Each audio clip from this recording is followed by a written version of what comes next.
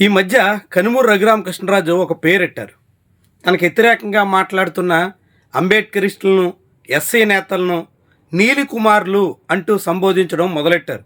అందులో జడా శ్రవణ్ కుమార్, పివి సునీల్ కుమార్, జీవి హర్షకుమార్, విజయ్ కుమార్ ఇలా చాలామంది రిటైర్డ్ ఐఏఎస్ అధికారుల నుంచి మాజీ ఎంపీల వరకు అనేక మందిని ప్రస్తావిస్తూ వస్తున్నారు. అలాంటి నీలి కుమార్లుగా పిలిపించుకున్న నేతల మధ్య ఇప్పుడు విభేదాలు తారస్థాయికి చేరినట్టు కనిపిస్తుంది.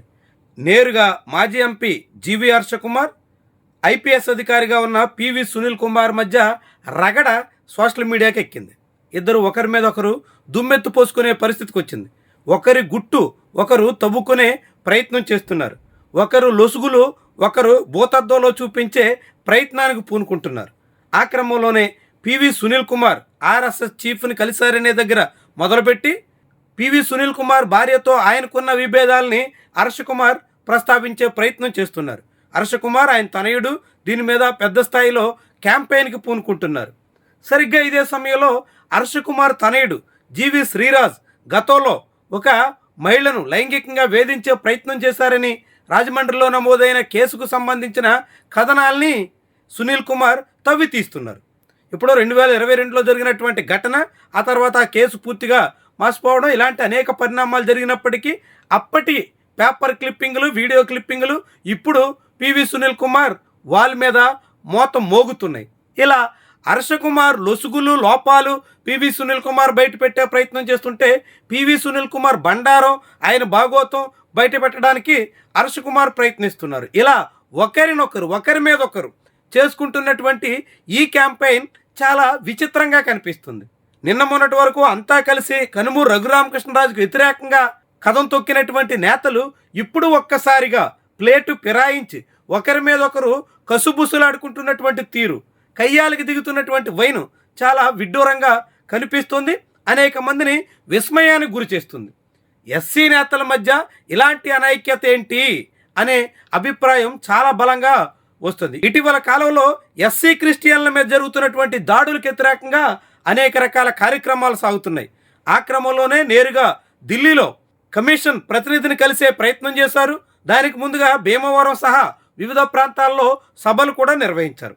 భీమవరంలో జరిగినటువంటి సభలో పివి సునీల్ కుమార్కి, హర్షకుమార్ తనయుడికి మధ్య జరిగినటువంటి వైరం, అక్కడ వచ్చినటువంటి విభేదాలే ఈ మొత్తం వివాదానికి కారణమా అనేటువంటి అనుమానాలు చాలామంది వ్యక్తం చేస్తున్నారు. అదే సమయంలో ఆ ఎస్సీ క్రిస్టియన్ల ఉద్యమానికి ఎవరు నాయకత్వం వహించాలి అన్న దాని మీద హర్షకుమార్కి, సునీల్ కుమార్కి వచ్చినటువంటి విభేదాలే ఇంత రచ్చకి దారి తీస్తున్నాయి అనేవాళ్ళు కూడా లేకపోలేదు. ఏమైనా ఒకరి మీద ఒకరు ఇలాంటి దాడులు, ప్రతిదాడులతో సోషల్ మీడియాలో కించపరుచుకోవడానికి చేస్తున్నటువంటి ప్రయత్నాలు అత్యంత విడ్డూరంగా మారుతున్నాయి. ఇలాంటి నేతలు మొత్తం దళితులందరినీ ఐక్యపరచడానికి ఏ మేరకు కృషి చేయగలరు అనే ప్రశ్నలు అయితే ఉదయిస్తున్నాయి. ఎస్సీ క్రిస్టియన్లంతా సమిష్టిగా పోరాడాలని, ఎస్సీ హోదా కోల్పోకుండా వాళ్ళకి వ్యతిరేకంగా జరుగుతున్నటువంటి కుట్రలన్నింటినీ ఛేదించాలనే ప్రయత్నంలో సాగుతుండగానే ఎస్సీ నేతల మధ్య, అందులోనే ఎస్సీ క్రిస్టియన్లుగా చెప్పుకుంటున్నటువంటి వాళ్ళ మధ్య విభేదాలు పొడచూపడం మొత్తం ఉద్యమానికే తీరని నష్టం చేస్తుంది అని ఆందోళన చెందుతున్నటువంటి వాళ్ళు కూడా లేకపోలేదు. ఇలాంటి చీలికలు పేలికల వల్ల మొత్తం ఉద్యమే నీరుగారిపోవడమే కాకుండా కుట్రలు చేస్తున్నటువంటి వాళ్ళకి, ఎస్సీ క్రిస్టియన్లకు వ్యతిరేకంగా పావులు కదుపుతున్నటువంటి వాళ్ళకి ఆయుధం ఇచ్చినట్టు అవుతుంది అని కూడా అనేక మంది ఆందోళన చెందుతున్నారు. అయినప్పటికీ హర్షకుమార్ కానీ పివి సునీల్ కుమార్ కానీ ఇద్దరు తగ్గకుండా ఇరు శిబిరాలు ఒకరి మీద ఒకరు ఎగదోసుకుంటున్నటువంటి వైనం, ఒకరికొకరు వ్యతిరేకంగా పాత క్లిప్పులు, పాత కథనాలు, పాత వార్తలతో ఎదురుదాడులకు పూనుకుంటున్నటువంటి వైనం చాలా కలవరపరిచే స్థాయిలో మారిపోతుంది.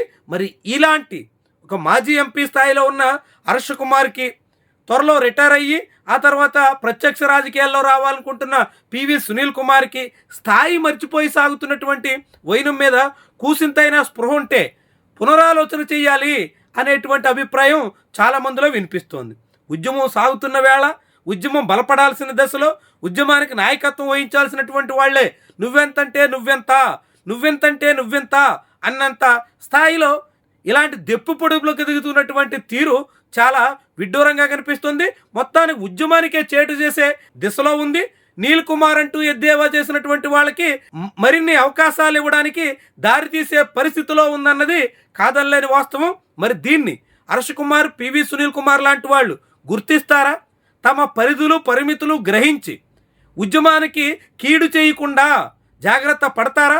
కాకుంటే తమంత వాడు లేడని చాటుకోవడానికి ఉద్యమం ఏమైనా పర్లేదు, బాధితులు ఎటుపోయినా పర్లేదు, మొత్తంగా ఎవరు ఎంత నష్టపోయినా తాము మాత్రం గొప్పవాళ్ళం అని చెప్పుకోవడానికే ప్రాధాన్యత ఇస్తూ ఎదుటి వాళ్ళ మీద బురద జల్లడానికే పరిమితమైపోతారా? ఇలాంటి ప్రశ్నలే ఇప్పుడు ఎస్సీ క్రిస్టియన్ల ఉద్యమం నుంచి వినిపిస్తున్నాయి.